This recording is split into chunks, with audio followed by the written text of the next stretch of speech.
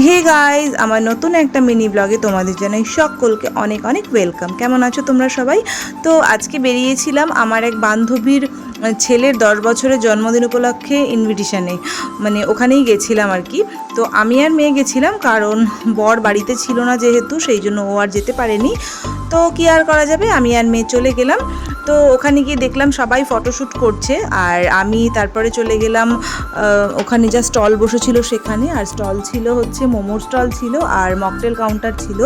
তো ওখান থেকে একটা মোমো নিয়ে আর সাথে একটু ব্লু লাগন নিয়ে আমি বসে বসে খাচ্ছিলাম আর একটু ঘুরে ঘুরে দেখছিলাম। তো ওখানে মানে এটা কোনো বাড়ি না, ওদের বাড়িতে করেনি অনুষ্ঠানটা।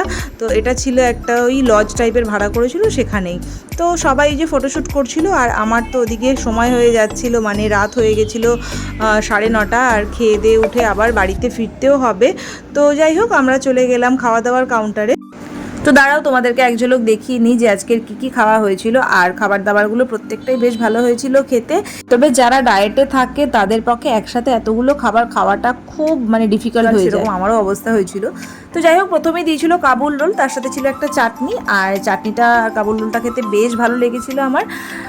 ছিল বেবি নান, আর বেবি নানের পরে দিয়েছিল একটা নবরত্ন কোরমা। তো এটাও বেশ ভালো হয়েছিল খেতে, যদিও বেবি নানটা পুরোটা আমি ফিনিশ করতে পারিনি। তারপরে ছিল হচ্ছে ভাত, আর ভাতটা অনেকটাই দিয়ে দিয়েছিল আমায়। তো তার সাথে ছিল ভেজ ডাল, আর তারপরে ছিল আলুর চিপস, মানে ঝুরি ঝুরি আলুর চিপস। তো বিশ্বাস করো, লেবু চটকে ডাল দিয়ে ঝুরি আলু ভাজা দিয়ে খেতে জাস্ট অসাম লাগে। কাদের কাদের তোমাদের ভালো লাগে অবশ্যই কমেন্ট বক্সে জানিও। তো তারপরে ছিল হচ্ছে গন্ধরাজ কাতলা, আর মাছটা খুব ফ্রেশ ছিল, বেশ ভালো হয়েছিল খেতে। তারপরে ছিল বাসন্তী পোলাও, আর তার সাথে ছিল চিকেন কষা। আর একসাথে এত খাবার, মানে খাওয়াটা যে কতটা কষ্টের কি বলবো। তো তারপরে ছিল চাটনি, ফ্রুট চাটনি না, আমের চাটনি ছিল। তারপরে ছিল পাঁপড় ভাজা। তো ফ্রুট চাটনি দিয়ে পাঁপড়টা খাওয়ার পরে তারপরে আসলো সন্দেশ, মানে কালাকাঁদ। আর তার সাথে এটা না খেলেই নয়, এটা মিস করা যেত না, হট গোলাপ জামুন। একটু হলেও আমি খাবো, মানে আমার এমনি গোলাপজাম খেতে খুব ভালো লাগে। তারপরে এটা ছিল হট গোলাপ জামুন।